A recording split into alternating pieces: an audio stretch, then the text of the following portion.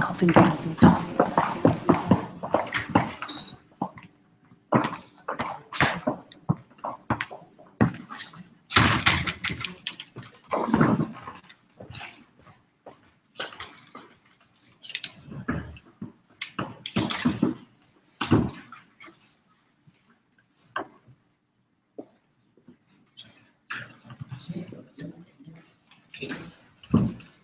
Good afternoon.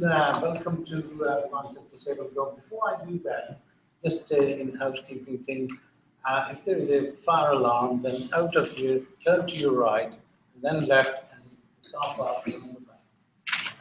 It gives me a great deal of pleasure to design DisabledGo, because I think one of the things that I was saying earlier to colleagues here, that when you're going out, sometimes, you know, all of us, that everybody do not realize that if you're going out, either the venue that you're going to, are you able to access it or not? And that's one of the things that really sometimes, whether it's during the day or evening or whatever, and it would be probably one of the first ones that if you are planning something, that you are able to look at it and see if the venue that I want to go is suitable. So in this case, it gives me a great deal of pleasure that we've got 500 venues already signed up, and I'm hoping some of the bigger ones will do that, including some of our own as well. So I think in terms of the direction, really, it would be something that we can then be very proud that we are open to all the people of Luton to access all the facilities so that they can have a wonderful time, whether it's during the day or evening. And it would give me personally a great deal of pleasure, because I want to see everybody enjoying the facility, which is why I think, you know, some of the colleagues sitting here would say that most of our community facilities do have people with disabilities in there, rather than somewhere else in an isolated place. But I like to see all of us mixing whatever our disabilities or whatever we probably do there, to be able to mix with them. So it gives me a very, I may have to escape to go in about get up 3 o'clock to a granddad duty to pick my granddaughter. So again, you know, my apologies if I.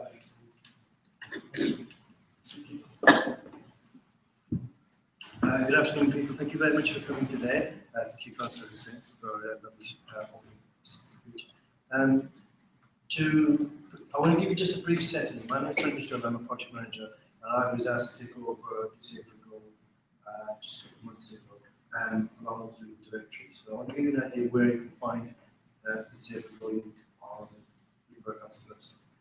On our homepage, we have the Luton directory. At the moment, we have 1,200 plus organizations signed up and on our directory, all to do with Luton and section, all to do and the facilities they offer within Luton. Within that, we've been working with DisabledGo to have as many of those venues and facilities assessed for their accessibility. It would be great to say that we are currently updating the directory constantly with new, fresh information. We're adding new venues all the time.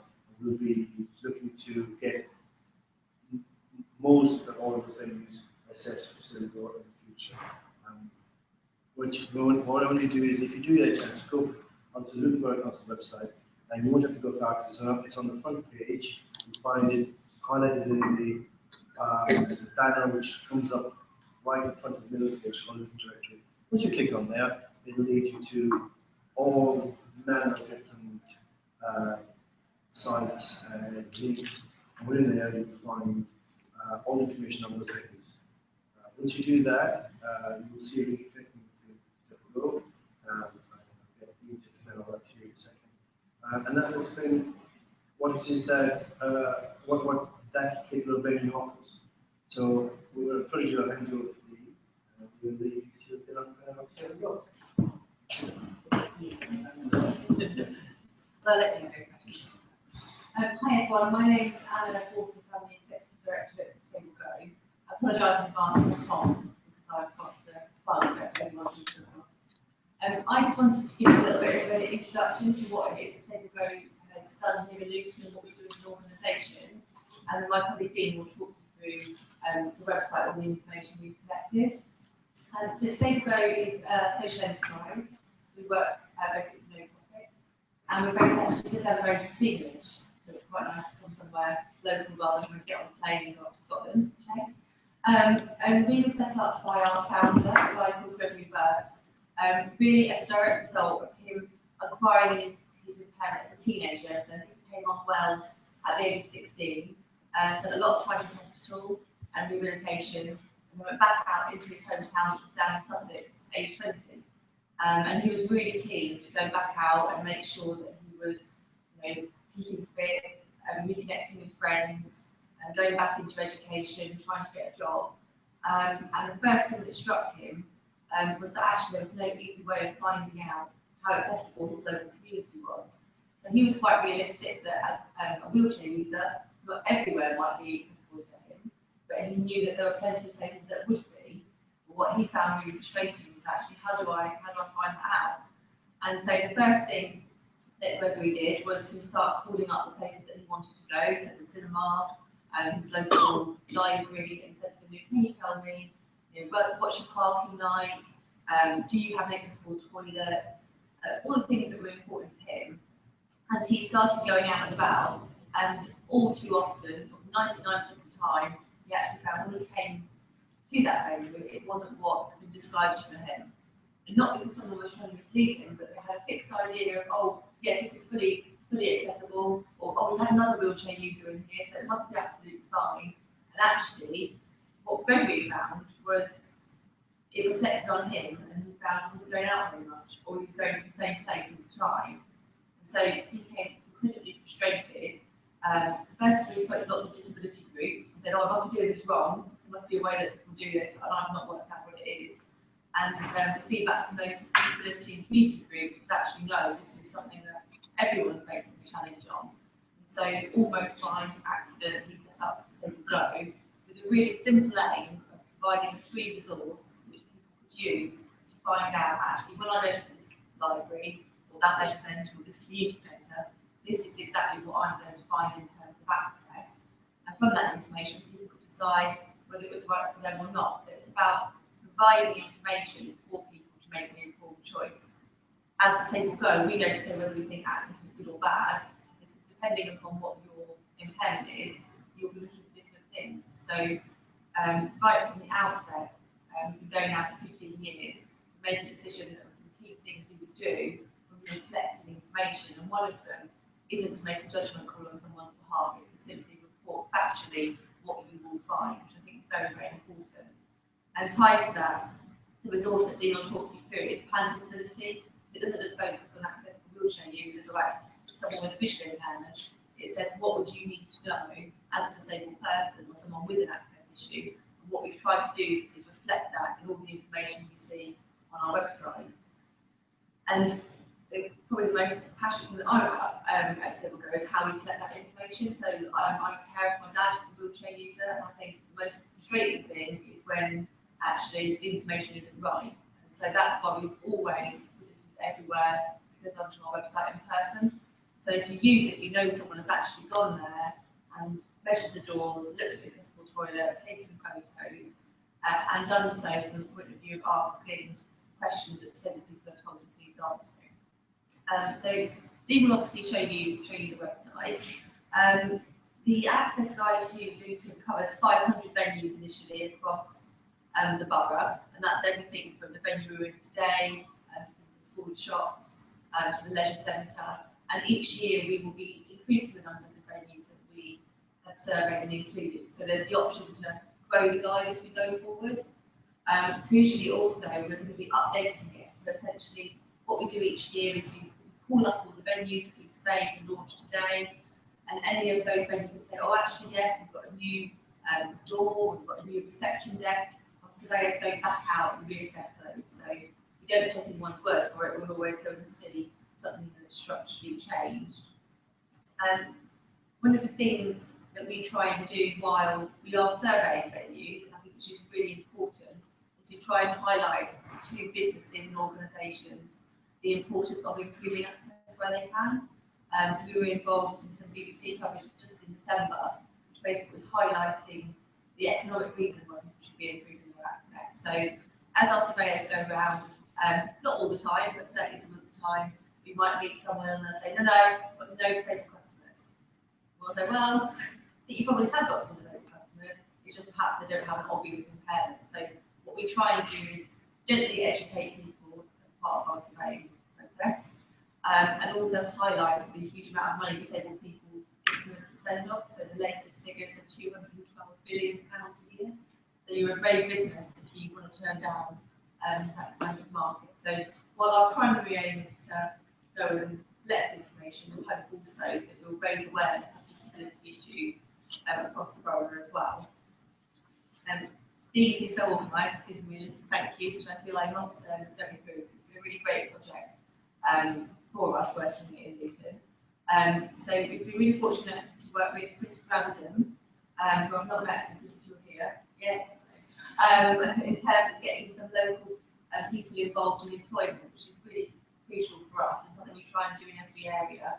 So we had Seb and Arjun working alongside our own surveyors, and we always find that the process is really rewarding for us because you've got someone with local knowledge and they know the local area, and that helps us do a better job. And obviously we hope that by going through that process they've learned some new skills as well. So massive thanks to them. Obviously I'd like to thank you for Councillor Hussain coming along today. It makes a real difference when we have a council like involved in the project and championing it, and certainly going forward we'll be looking at ways that we can promote the guide across the borough so everyone knows that it exists and it's something that people will start using. And I think integrating it with the directory is a fantastic way of doing that, and it's actually something that a lot of other local authorities who we're talking to at the moment are looking at. We've said I had my discussion with Pam Garraway, who championed this project within the council, and so I often refer to that conversation and say you've got a fantastic directory, wouldn't it be great if it included all the information about the access to buildings? As soon as you say it, people go, oh, it's a bit of a no-brainer really, and obviously now we can show them Luton as an example of how that can all work, which is great because it makes my job a lot easier because I'm rubbish at explaining how it works. I'd also like to thank Jackie, who's here, there, for all of her help. Sylvia Scott, who we worked with briefly, Adam Kearney, and then see Tony, as well as my team, Dean particularly, who's done a good job of managing it from start to finish. Obviously, also, I'd like to thank you all for coming along today. I'm sure there's people here who wear lots of different hats and lots of different organisations, and we would be really grateful to you if you can make sure that you help us spread the word. This resource is now there for people to use. It's our most frustrating situation is when we perhaps go to a conference or an exhibition and someone comes along and they find out about disabled go and they go, oh, well, I wish I'd known about this 5 years ago, because it would have made a real difference to me. So from our point of view, that is the most important thing, getting the word out there. As I mentioned, my dad's a wheelchair user, and they used to live in this area, in central Bedfordshire, and the year we got a 5% Bedfordshire, they moved north, which was very long. But I personally know how difficult it is to find that kind of information. And I know that if I'd had that when they lived in this area, it would have made my job massively easier because I've such complex needs. I do need to look at every door with what the toilets are like, what the car parks are like, and it's obviously providing that information. Moving forward, we'll obviously be doing the refreshing that I talked about, but we'll also be holding some consultation and involvement events in the borough each year. So again, if you feel that you've got the time to come along and feedback on how you think the guide's been working for you, that would be really valuable for us as well. And so I'll hand over to Dina to give you a tour of the resource. But please do let us know what you think, help us spread the word, and I hope this can mark a significant step forward for the empowerment of disabled people here in Luton. Thanks very much. Okay. Everyone seems to want to hand over to me. It's not my go yet. Oh, I'm sorry. But Chris, would you mind Sorry, just saying Chris. on the horizon? Yeah, we've been very fortunate to engage with the projects, and there's a couple of different angles that I've found really beneficial for us. Now, a little bit about my service. I've got the privilege of managing Luton Borough Council supporting employment which enables people with learning disabilities to access employment in local areas. We fully endorse the principles that Councillor Hussain has been talking about integration into the community. We're based in a community centre, and we have a number of people with learning disabilities that have activities within that facility. It's been nice for us to be able to spread our client group out and start seeing them as members of the community rather than being segregated in perhaps day centres. So the opportunity for us here was really to try and engage with that process of analysing what is out there, feed that data back into the system that Finn's been working on. So we're fortunate to have two young individuals that are with us at the moment who are job searching. And we've got a call from Dean to say we've got some opportunities. So these two chaps are very keen to go out there and earn a little bit of extra money. But the benefit for them was as well was the training. They've got specific training in surveying, and then had the opportunity to go and look at over 30 different retailers in the Arndale Centre. Now, in terms of access, that's important because a lot of people we support, it isn't just the learning disability they have to manage. Sometimes they have secondary conditions that may not be seen as significant, but actually if someone's got a sensory impairment or autism, the venue that they might choose to work in may have a bearing on how they interact with their employer. So actually it's been good for us because they've had a chance to go out and explore different options. They've learned some skills through the training they've been given, some specific training for that task. Also the way they look at things as well, because Argent has a learning disability, where Seth has autism, and Seth will look at things very differently from our perspective.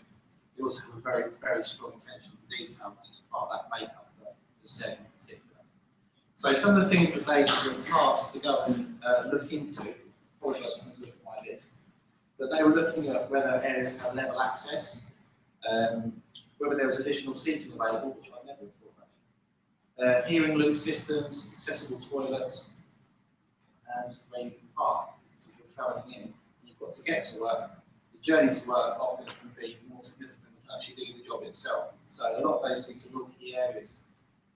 The information that Seven Argent were able to collect together is then being disseminated back towards Dean and then onto the website. So it's nice to see that people that will use this information to enable them to engage in day-to-day activities have an input into putting that information where others can get the benefit from seeing. So thank you to DisabledGo for that support. Okay, then shall we have a look at the website? And what I'll do is I'll talk you through a typical user's journey of DisabledGo.com, how you can use the website to find the information you're after, and also how you can access all the venues that we've been to and the sites in Luton. So the URL is really easy to remember. It's DisabledGo.com, or you can Google DisabledGo and come up straight away. This is our home page at the moment. We've tried to make it really obvious what it's all about. So it says searching for accessible places to go. Before we look at searching for information, there's an important button at the top which might be helpful. Well, I'm hoping it's helpful for thousands of users on our site, but there's an access and language options button. And if you click that, it allows you to customize the website essentially to how you want to present it. So clicking that button, you can automatically have the website read aloud to you, and you can change the voice to male or female, and you can change the speed that it's read aloud as well. You can change the text size, and you can change the font. There's also a dyslexic friendly font there as well. It's really clever. The weight's at the bottom of the text, so you encourage you to read things like that's definitely immediate. There's several different contrast options. You can change the colour contrast of the website. There's also a ruler and a thesaurus to help you read through the guide. Perhaps it's a word that you can understand, the thesaurus can help you there. Perhaps the most clever piece of kit on this site we have is the additional language support. Now, if you click on the languages tab, the website can be translated into 52 additional languages. And for most of those languages, it will also read it to you in that language as well, which is really bizarre. But simply you can actually learn a new language. So it's quite clever, I think. You know, if English isn't your first language, and for a lot of us it isn't, then you can change the website and customize it into the language you prefer to read. There's also a text-only version and an audio version of the guide as well. So if you want to get rid of all the pictures and you just want the text, you can do that. And also, perhaps if you just want to listen to the guides, maybe you're in a rush and you just want to just take that access guide with me, okay.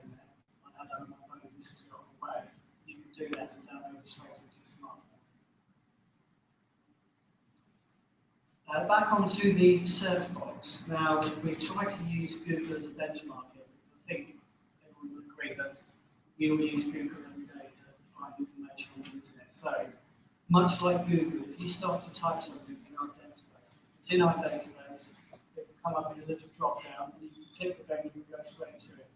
So you can see there are type moves, and looking at Luton in, drops down, and just click on it and go straight to the venue. Alternatively, if you're looking for something more specific, you can type a name in, or maybe you just want to find a particular leisure centre or community centre. You could just type in community centres in Luton, 10 miles, and you bring up every single community centre that we've personally been to and assessed, and then you can make your own decision as to which one you want to visit. If you want to see the Luton guide as a whole, all you need to do is click on places to go at the top, and then you can highlight the area of the UK that you want to visit. If you do that, you'll see that under local authority of Luton Borough Council, there's also some others in the area. We actually work with just over 90 local authorities all over the UK. So perhaps you're going to be looking at Luton more often than not, but perhaps you're going somewhere different today, or maybe you're going maybe up north in Scotland or somewhere, going somewhere different. You might want to see what they've got to offer there. The beauty about this is all of the information, no matter where you go, is all assessed using the same template. So there's a consistency of information right throughout the same go. So the guide you look at in Luton will be similar to the guide you look at, say for example, if you went up to Glasgow or Newcastle or something like that. So there's real consistency of information. Clicking on Luton Borough Council will take you to their homepage. We've tried to brand it as if it's Luton and make it look like it's synonymous with the area. There's also a forward from Councillor Hussain as well. Underneath the forward is a list of all the different venues. Now here's where you can find, for example, children's centres, community centres, or if you're looking for somewhere to go in terms of entertainment, culture, or leisure, you can look at things like leisure centres, libraries, theatres, swimming pools, sports grounds, that sort of thing.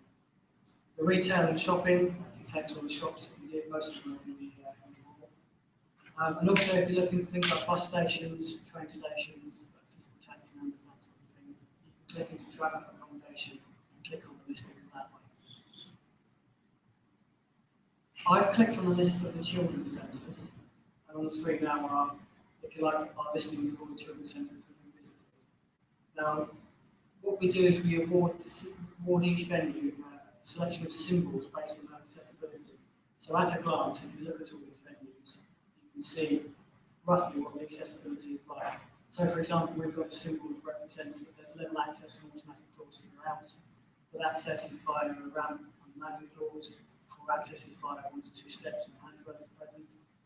More specifically, if you need information once you get in the venue, there's a symbol for whether there's additional seating available, whether there's an accessible toilet, information available in large print or braille, whether there's how changing facilities or waste, changing places, and also whether the venue has its own accessible car park, whether staff can see visibility, awareness training, all that sort of thing.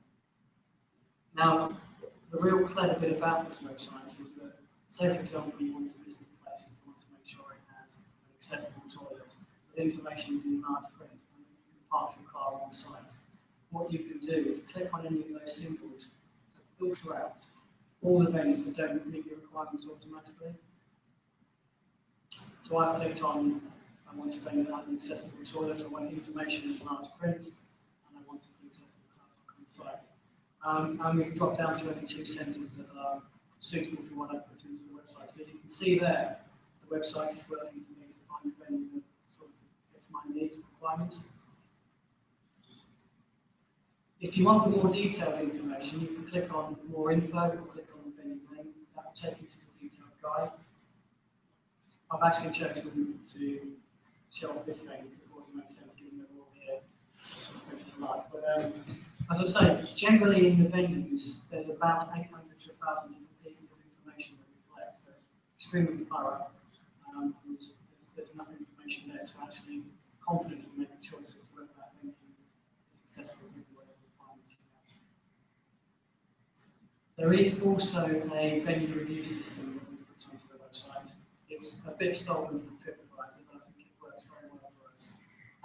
So, for example, if you visit a venue that's on the disabled show, you think, oh, actually, I should go back. The staff are really good there. I should praise them more. You know, they could have done something better, or something just wasn't right. You can actually go onto DisabledGo and leave a comment to that effect. So you can leave a name, leave a comment, or write whatever you want. And you can also, if you want to, say, I'm a wheelchair user, this is how I found the as a wheelchair user. So there's other wheelchair users who go onto DisabledGo and use other wheelchair users as well. The way we're using the system at the moment is to then go back to the venue and say, look, this review's been met, this is what people are saying, do you want to comment back, or do you want any advice on how to improve your accessibility, that's what we need to do. So it's a real sort of another education tool, like saying about the surveyors going to the venues. This element as well that we can do to try and help improve accessibility. It's very worthwhile. I do encourage you, if you do go onto the DisabledGo and you're happy to visit a venue and you want to see what you please do. The more views that are left, the more data they've got, so the more people start using the guide as well. And I think also, if venues have really good reviews, similar venues will then have benchmark they need to achieve. And that's important. That venue's improved, people are going there, it's coming to my venue, so maybe I need to improve mine as well. So hopefully, working together, we can go a long way to use this and improve accessibility across the area as well. So let's get on to the actual access guide. The way we do it is we put all the different elements of the access into different sections. The reason we do this is, for example, if you come to a venue and you only need to know the detailed information about the car park and maybe the accessible toilet, you can just click onto those sections and read that data again. But I'll go through it all for the purposes of today. So I've opened up the introduction, opening times and location. Most of that's self-explanatory, but the location would give things like, where's the nearest bus stop or train station if there is one. So if you're coming in on public transport, you can plan your route around that. We do try to take pictures as we go along as well. This is important, for example, for someone who's got a learning disability or perhaps on the autistic spectrum. Much easier to look at the pictures than to actually read all the detailed text. Because there's 800 pieces of information, it's going to take a long while to read through it. And often the pictures can tell the story itself. So as we go through, you'll see pictures as well. When we look at the car park, we start to look at things like, how many accessible bays are there. We'll measure all the bays as well. We look at the surface of the car park, so is it tarmac or is it cobbled? Are there any dropped curbs leading from the car park to the reception? And how far is the car park to the reception area as well? Once we get to the actual access to the building, we'll look at how the doors operate, so at the front, are they push pad operated, are they push or pull, and if they are they heavy? Can you get someone to give you assistance to actually get in the venue? Is there assistance? If the doors are glass, are there contrast markings on the doors? That sort of thing. If there's any steps or a ramp to get in the venue, we will give information on that as well. So the steps, obviously, we'll count them, we'll measure them, we'll look at the colour contrast markings, see whether there's handrails present on either side, whether there's any tactile markings against the steps. Same thing with the ramp, we actually measure the gradients, we'll measure the distance, we'll see whether there's handrails present as well. And if it's a particularly long ramp, we'll describe whether there's a resting place for you to look at this long ramp. We're thinking along the lines of the actual town hall, because that's a really long ramp and the points around, so it's important that there's a resting place as well. Once we get into the venue, we start to look at things like lighting levels, background music. Is there signage available? Is it clear? Is it available in large print? Is it available in braille? Is there any audible announcements for people to play watching the venue? Also looking at the staffing levels. So when you come into the venue, where's the first opportunity that you're going to meet a member of staff? And does that member of staff receive disability awareness training? If there's any different level changes once you're in the venue, sometimes the steps you go up or if you go up, we'll comment on that in a separate section. So if there's a lift, we'll look at things like how wide the doors are, what's the manoeuvrable space once you get in there, is there a mirror to every person using a wheelchair, are there any audible announcements, any tactile markings? If the venue has multiple services, so there's a restaurant bar here, we'll do that separately. So we look at things like how the menu is presented, what the lighting levels are like, if the furniture can be moved to accommodate wheelchair users. Some venues will unfortunately have their tables and chairs fixed to the floor, so we've got a large part of wheelchair users. They've just got no way to accommodate, so we actually comment on that as well. We also look at the colour contrast in the room, sign is like, and slight training as well. Now, the accessible toilet section is probably our most comprehensive section on the website, and that's purely because in all the consultation meetings that we've been to, this is what the same people that we speak to tell us needs the most detail. So we got information right from the location of the toilet, so where are they in relation to reception? Do you need a key to get into the toilet? To the radar key? If you haven't got one, so a member of staff can leave that key off. Right into the actual fixtures and fittings. So things like what side is the transfer space on, how high is the toilet, how high is the ceiling of the toilet, can you reach all that from the toilet? Is there a emergency pull cord? Is that actually loose onto the floor? I'm sure you've been to accessible toilets where they, for some reason, I don't know what the reason is, they tight up, completely out of reach of anybody who need it. So we'll comment on that as well. And we also look at things like the colour contrast values as well. So do the grab rails and the pitching fittings, will they pop out from the wall? Are they black and white or different contrasts? Same with the door as well. So the contrast against the door.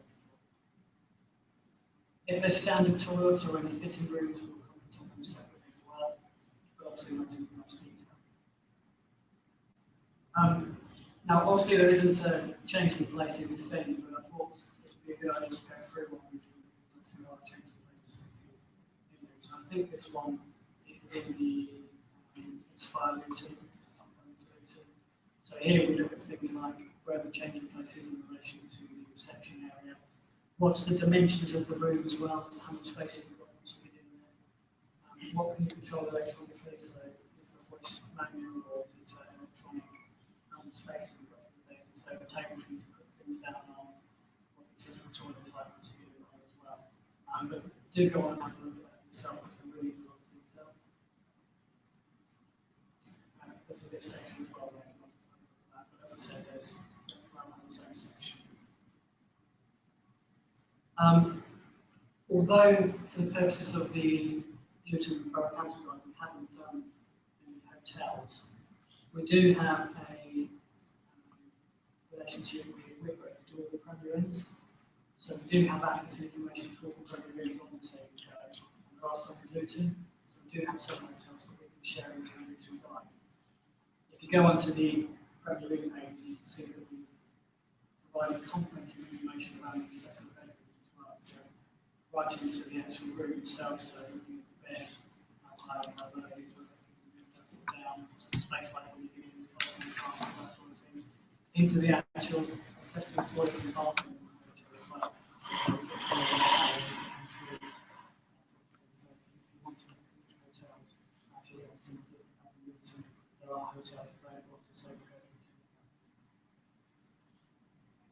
just look at that example.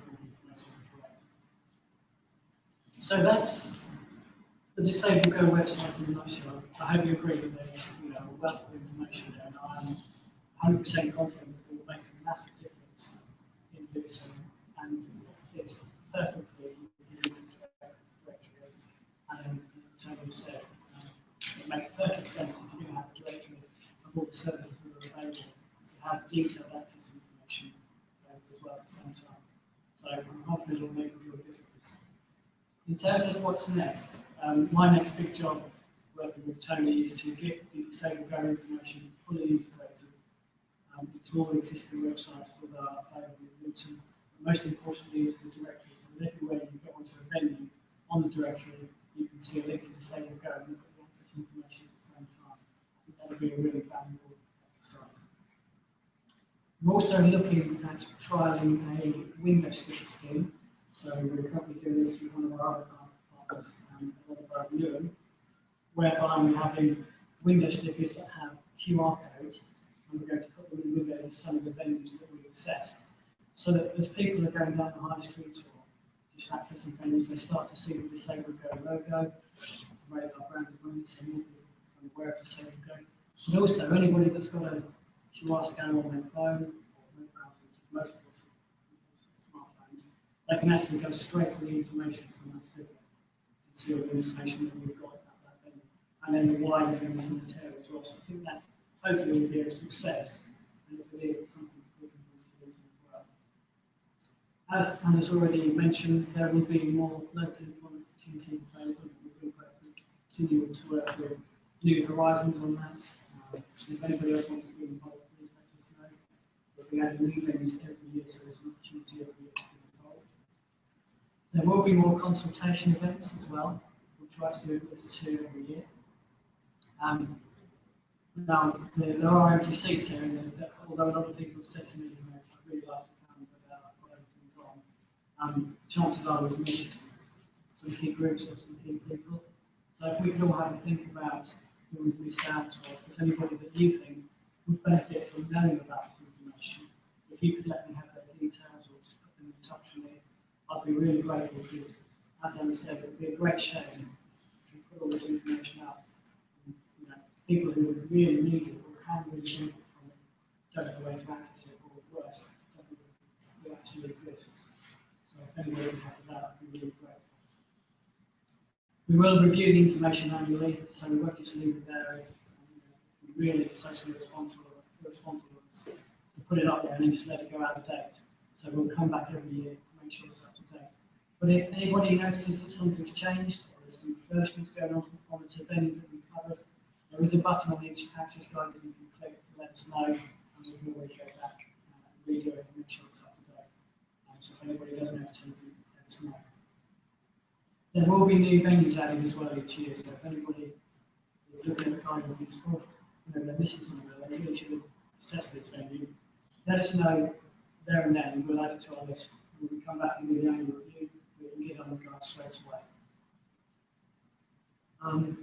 Yeah, I think that's everything I wanted to talk about today. Thank you all so much for coming along and giving us your time. I know how busy everybody is. So it means a lot to us for you to come along and take part in the launch event. If anybody has any questions or any initial feedback for any of us at the top table, I'll be happy to take questions now. Everything we're saying goes about accessibility. What happens when you're in there and there's a fire? So I know there are certain buildings in Luton itself where there's no facility to get you out of the building. Especially wheelchair users. If a wheelchair user goes up a lift and there's a fire, he can't come down in the lift, or shit, they can't come down in the lift. But there's nobody trained, and there's no escape equipment. Stairwells. So it's all well and good getting into it, but in certain cases you need to get out as well. Well, you know, we cover 800 to 1,000 different pieces of information, so there's a lot of detail there. There is some information, particularly when we do hotels, what the fire evacuation procedures like, so what sort of alarms there are, so if there's some sensory alarms and that sort of thing. We don't cover it in as much detail as, say, fire or something like that, because that's not really our remit. But there's a lot of information in there, perhaps not looking for. It's evacuation plans is an area that's sort of come up quite a lot. The difficulty is we can obviously do have a fire evacuation plan, but it's our surveyors would need to have a lot of additional training to assess whether those were adequate, and then you stray into obviously almost a whole separate job.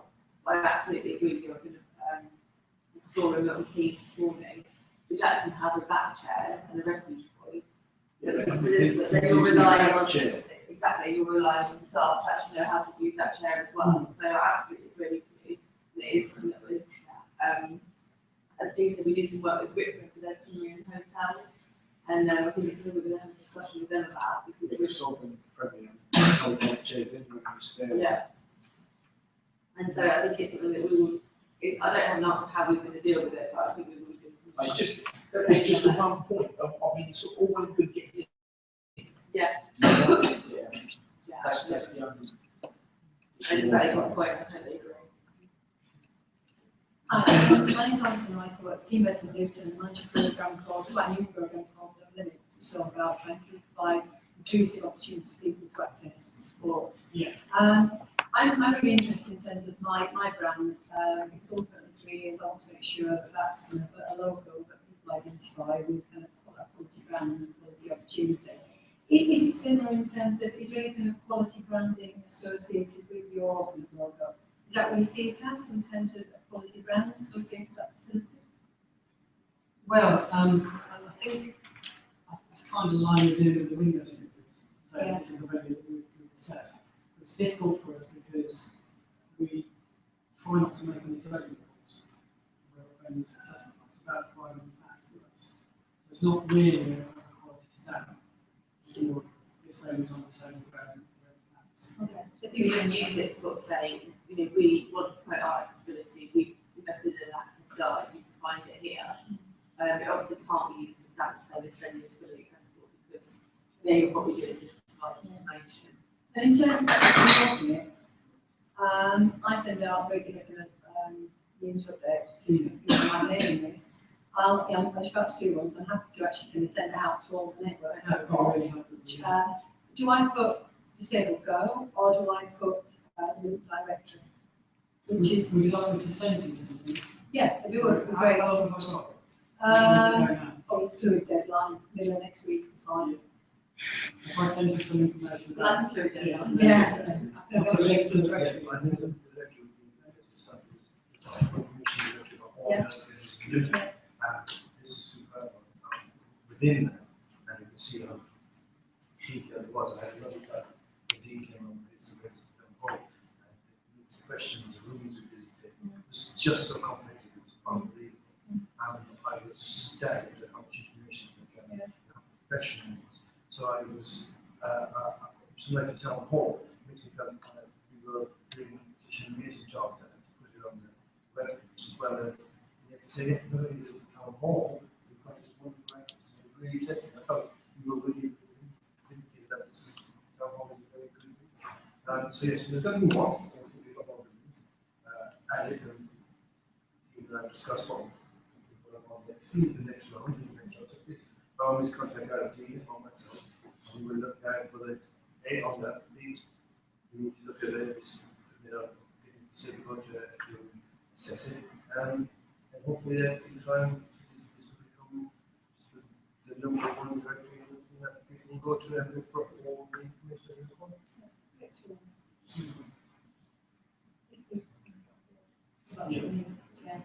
It's got best interest in actually, all the kind of leisure facilities and community facilities and sports facilities that actually becoming, assessed by yourselves. That's also an opportunity. Yeah.